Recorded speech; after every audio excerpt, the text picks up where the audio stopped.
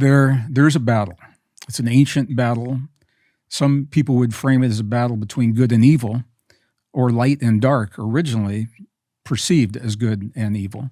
Ultimately, light and dark are simply energies until we give them the significance that we give to them. But there isn't an ancient battle playing out. It's not an obsolete battle. It's playing out before our very eyes today. And it sets the context for every event that is unfolding in our world. And so this is a perfect place to begin. We all know there's a battle for our thoughts. That's obvious. If you watch any network news, we've got commentators trying to tell us what to think and how to perceive the events in our lives. Most people know that. There's a battle for our beliefs. It's been playing out for a while in mainstream classrooms, mainstream textbooks. For example, how did the universe begin? Is it a conscious and intelligent beginning, or is it an inert, dead, random process that we're living in?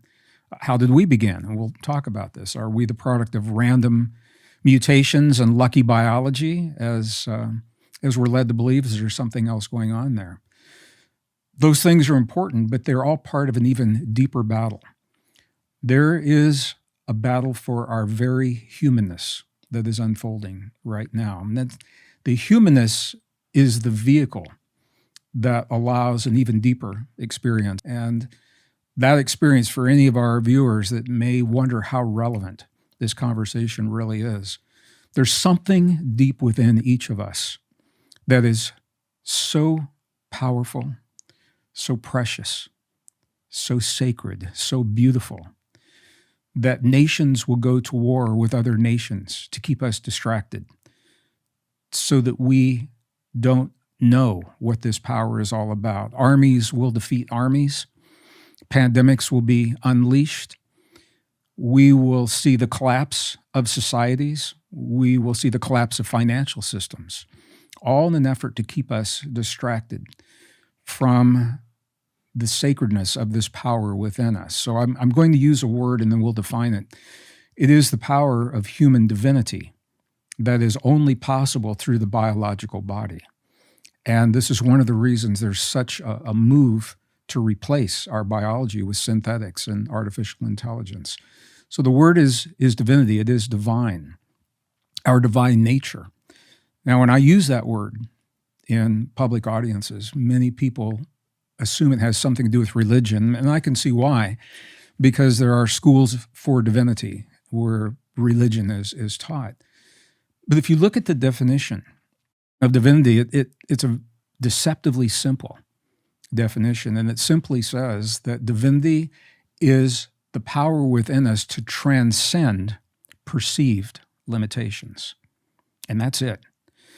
So I can see where religion would be wrapped around that concept, the idea to transcend perceived limitations. I'm going to break this down just a little bit. The idea of transcendence, it means not just to survive, but to become greater than, to become more than whatever it is that life brings to our doorstep, the challenge that life brings to our doorstep. So our ability to transcend perceived limitations, they may not even be real. They are the limitations that we have placed upon ourselves through our culture and our society, through our textbooks, through false science, through our culture, our religion, but they may not even be real. So our divinity is the ability to become more than the worst challenges that life brings to our doorstep. The reason it is such a powerful force within us is because through our divinity, among the things we transcend is fear. Divinity is what empowers us to transcend our own fears. If we, as individuals and as a society, are not kept in fear, we are very, very difficult to control. Because without the fear, we have the freedom to love, create, innovate, express. These are all features of divinity. I just want to give some examples of what divinity is all about, because for some people it's this esoteric concept. Everyday divinity, we express it every day in our lives. I had the opportunity, 2016, I went to the Grammy Music Awards, and They held them in New York that year.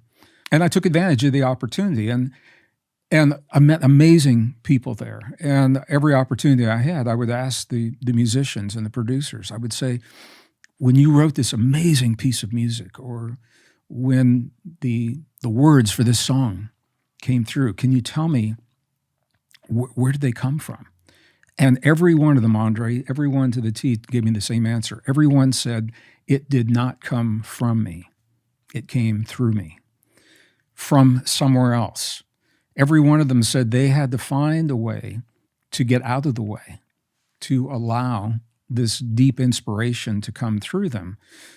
That is a familiar facet of divinity. Artists say the same thing. If you talk to an artist, who's done an amazing, or a sculptor, or a poet, they say the same thing. As a writer, I have had this experience where I don't know what I'm going to write, and I sit down and give myself the opportunity of either a blank piece of paper, or now it's a blank computer screen, and become very empty so that I can become very full of whatever it is that's going to come through. These are expressions of divinity. Divinity is a part of us. Our divinity is the part of us that's ancient, it's timeless, it's ageless. It is where our creativity, our intuition, our imagination comes from. And it's what sets us apart from every other form of life. And as we get in deeper into the biology of how it works, we can only access our divinity through our bodies, through the DNA antenna of our bodies and the cellular structure of our bodies. There is a movement to replace our bodies, the transhuman movement, to replace our bodies with synthetics, with chemicals in the blood, sensors under the skin, computer chips in the brain, artificial intelligence. And by virtue of doing so, it steals from us our ability to access this part of us, our divinity.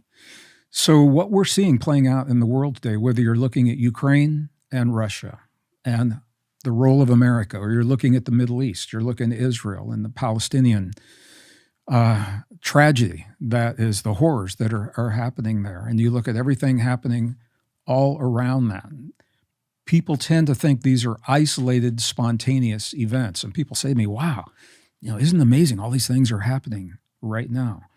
They're happening now because the battle for our divinity has intensified to such a degree that these are the events that it takes to keep us from that inner focus. Now, I'm not saying that everyone, every politician, every leader of every nation certainly is aware of what I'm saying. Many of them are pawns in this ancient battle of good and evil, of light and dark. They don't even know that they're pawns because they're so wrapped up in the bubble of the level that they are playing this very dark game within. But when you begin to step back and you look at the big picture, the evidence supports the story, and it's very clear that this battle is playing out. And the interesting thing to me, when you use the term battle, it's probably no longer even a good word, because in battle, it implies conflict. I believe that we now are at a point in our lives and our consciousness where we have the ability and the awareness to transcend. This is our divinity. If you don't engage in the battle, if you transcend the battle, then that is how not win, but triumph. When we talk about winning and losing, we're stuck in that old paradigm. We don't want to win or lose. We want to triumph, to become more than. And the way that we do this is so interesting to me, is by living the best version of our lives, living the best version of ourselves, fully expressing, perhaps for the first time in human history, what it actually means to be human. What the science is telling us is we don't even know what it means to be fully human because we've never expressed the depth and the breadth of our complete humanness. So as we move through this time in history, there are some that allow themselves to become engaged in the distractions and the diversions, and others who are recognizing it's not that we discount what's happening and not that we say it's not important, it's all important. But there is a science, there is a skill, and there is an art to rising above living, becoming the best version of ourselves, and in that way, doing just what the definition of divinity says, transcend our perceived limitations. So I'd like to say this to set the context. Everything we're seeing in our lives today, even the things that so many of my friends, the social justice things that are important and they're really wrapped up in, for example, in the United States, the pronoun conversation, what pronouns are we using, the transgender conversation, abortion conversation, gay rights conversation, all these are important. But if you look closely at what's happening, the races, black against white, Christian against Muslim, Jew against Muslim, the rich against the poor, these are all really important conversations that go right to the gut, man. They cut right to the core of our most primal instincts. And if we don't know how we are being engaged, then we will respond on that primal level. They're important conversations. They have been skillfully weaponized to divide us and keep us separate from one another, to break the social bonds that have always kept families and communities and societies and nations together. There's an intentional effort to break those bonds, and sadly, it appears to be working well to some degree because we're allowing it. We're allowing ourselves to be played, to be pawns in this ancient game. So the conversations are important, and I don't want to diminish the significance of those conversations. It's also important to recognize that the topics have been weaponized, and rather than having conversations in kindness to become closer as brothers and sisters in the global family, the differences that we used to celebrate as our strength have now become the differences that are being used, being weaponized to divide us and keep us in our fear. And it is divinity that allows us to transcend that fear. So when you think about this, all of a sudden it becomes really clear why a dark power would want to keep us in that fear, because we become powerless victims in that fear. And as victims, we need a savior. And technology is now being touted as our savior. We're being told that we are flawed as humans by virtue of our existence. Emotion is one of our flaws. The inability to make clear, logical decisions without having emotion. Empathy is considered to be a flaw by transhumanists.